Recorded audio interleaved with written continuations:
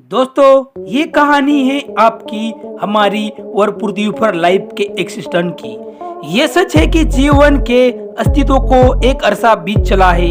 आज हमें लाइफ के कई रूप देखने को मिलते हैं। इनके जीव में कई प्रजातियां देखने को मिलती है। बात करें जानवरों की तो शेर, चीता, भालू, सांप और न जाने कितनी प्रजातियां जंगल में घूम रही है। छोड़ो, सवाल प्राणियों का नहीं है, बल्कि सवाल ये है कि इतनी प्रजातियां आखिर निर्माण कैसे हुई। पृथ्वी पर एक ही तरह का जीवन क्यों नहीं बना?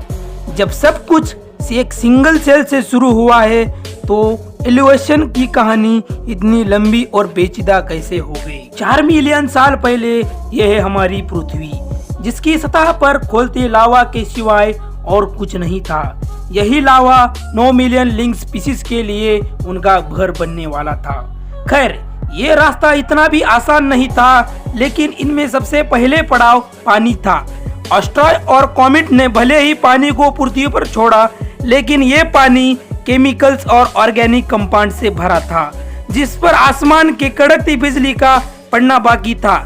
लाइटिंग स्ट्राइक के प्रभाव से पानी में मौजूद केमिकल एटम्स के जुड़कर ये एक चेन बनना शुरू किया था, जिसे जेनेटिक मटेरियल का निर्माण हुआ।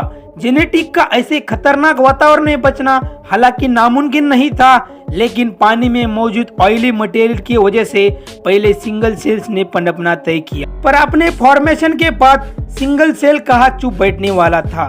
3.5 बिलियन साल पहले जेनेटिक मैसेजेस और केमिकल्स इंटरेक्शंस के चलते इस सेल्स ने खुद को पहली बार कॉपी किया था। इस जीवन की पहली कड़ी थी जो पृथ्वी पर कुछ अद्भुत कर दिखाया था। अपने क्लोन को तैयार करके इसने धरती पर जीवन की शुरुआत कर दी थी। तब ये सेल्स नहीं जानता था कि आगे चलकर इंसान, जानवर, पेड़ पौधे, चिड़िया, मरीन एनिमल्स सब इसी से विकसित होने वाले थे।